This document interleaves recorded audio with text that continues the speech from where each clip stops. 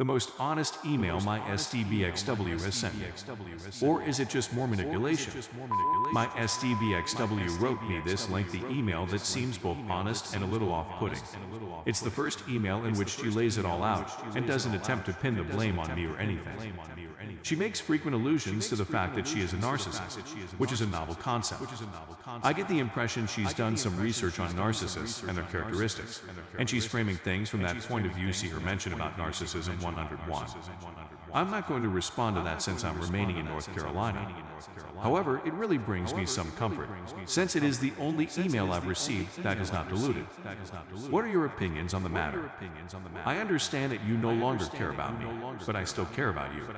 I'll always be in love with you. You are the most important person in my life. No one knows me as well as you do, and no one will ever know me as well as you do. Despite the fact that you've seen all of my flaws, I like to believe that you've also seen the best aspects of me. And while the ugly has taken precedence over the beautiful for the time being, the beautiful still lives.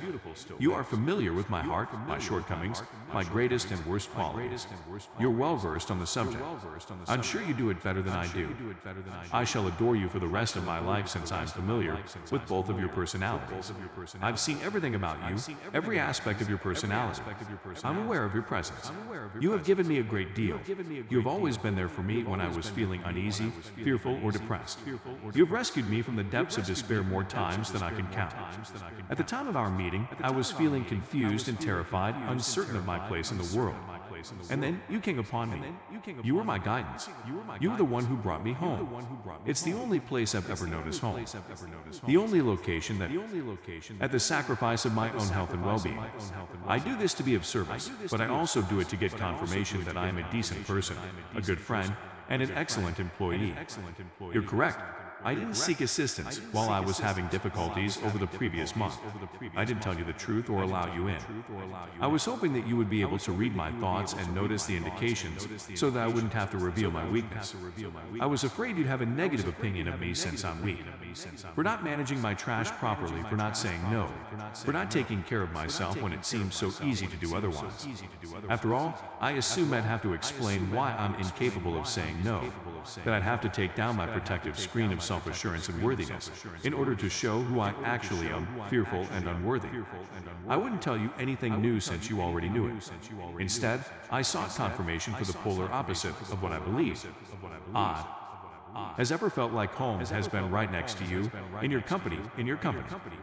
You taught me how to appreciate myself, how to put in effort, and how to pursue my goals, how to persevere in the face of adversity. It's incredible how much we were able to accomplish as a team as two college students who didn't have the same advantages as many of our contemporaries and friends. From the dining room table, we started Company 1. We created Company 2. On the back of a ridiculous notion, I came up with 5 minutes before proposing for the first time. We learned what we needed to know in our living room and went on to have successful jobs in respectable industries.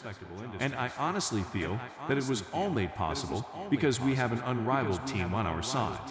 Throughout it all, we were there for one another. While you were learning skill, I was stuck in a dreadful job that made me miserable. It was because you stayed with business, although they didn't recognize you that I was able to develop skill. There isn't anything we can't do as a team. However, I had lost sight of this. I became too caught up in the idea of being validated, of feeling worthwhile in someone else's eyes. I'd lost track of who I truly am, someone that only you are aware of. Please accept my apologies. My life I've fought with the idea of being validated. The reason for this is partially because my family is primarily concerned with how things look to others, and partly because I don't feel I'm up to the task. I'm well aware that my inflated sense of self and narcissistic tendencies might lead others to think differently, but I'm also well aware that I'm not good enough. For the simple reason that I don't feel my friends would like me if I was simply myself, I go out of my way to get their approval. I lavish them with presents and lavish them with excessive praise for little accomplishments. I make myself accessible to everyone and anybody who is going through a difficult moment, sometimes. Went to work looking for praises to convince myself that I truly understood what I was doing and that I could be successful in this position. When best friend's ex ended his relationship with her, I stayed up all night chatting to best friend so that I might be told that I was a good friend. It was my intention to shame you into refraining from bringing up unpleasant topics so that I wouldn't feel bad about not making time or being honest. And then there's K. I've never thought of myself as gorgeous or intriguing or intelligent. I understand that coming from a narcissist, this is difficult to accept, but it is real.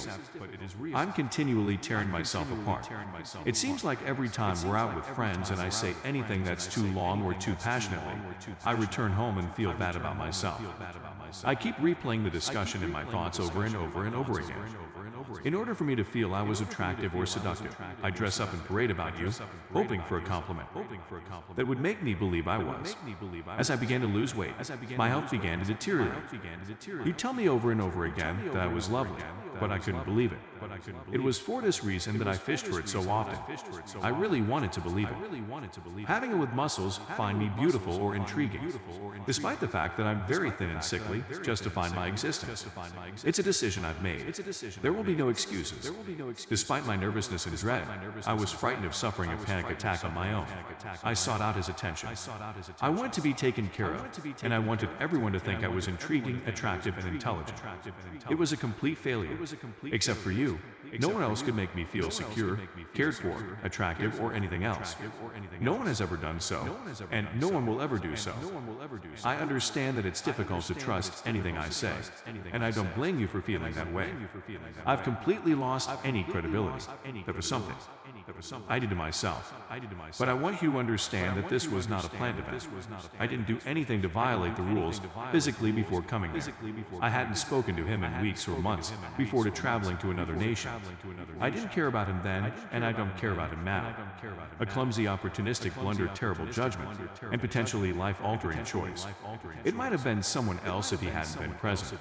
He doesn't mean anything. Not now, not then, and not ever. I was only looking for attention in order to feel better about myself. The fundamentals of narcissism. I was just thinking about myself. I hadn't given any thought to how it might affect you. You're also correct in assuming that I would have returned home and kept it hidden from you. But I'm also aware that we had planned to meet on Sunday to talk about all of the difficult subjects. And I was mentally bracing myself for the possibility of it happening. I was getting ready to tell everyone about how I'd been harming myself and putting everything in danger. However, I'm not sure whether I would have told you about what occurred in another nation. It's so unfair that I made a commitment to try everything before tossing things away, and then I didn't follow through on that promise. Instead of depending on my greatest friend, the most important person in my life, I have chosen to harm you instead. Story 2. My parents have agreed to a proposal for me. How can I tell them that I already have a fiancé? 24F. Come from a culture where arranged marriages are fairly popular. My elder brothers married ladies my parents picked for them, despite the fact that they had already migrated away from our society and to the United States. I've been living on my own since I was 20 years old. I had my own home and a good career, and although it was unusual in our society to allow young women to live on their own, my parents were really supportive. They gave me everything, but we never discussed marriage, since it goes without saying that all children marry the person chosen by their parents. Dating had always been forbidden for me, but not for my brother. They were simply informed that they could never marry the females they dated unless their parents approved, which was very impossible. Despite my shame, I did not notify my parents when I began dating my now fiancé 28M, since I had never hidden anything from them. A year later, he proposed, and despite understanding every constraint on me, I said yes because it was honestly what I wanted, and somewhere in my mind, I was and still am aware that he is precisely the kind of person my parents would select for me, especially his supporting cast. We are from the same cast, and my parents place a high value on marriage within the cast. We've been engaged for 4 months, and I've tried every day to get the confidence to inform my parents parents, but I couldn't. I live 6 hours away from my birthplace and have only seen my parents once since my engagement.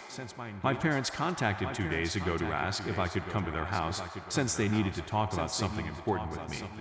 When I compelled them to tell, they stated they found a nice proposal for me and believed they should accept it, but I still need to see the family, particularly the male, before they approve. Now, I'm going to see them in a few days, and I know I should tell them, but I'm terrified and worried. I'm afraid of their response, but I'm even more afraid of their rejection. I genuinely like my fiancé, and I don't want to leave him because of my parents.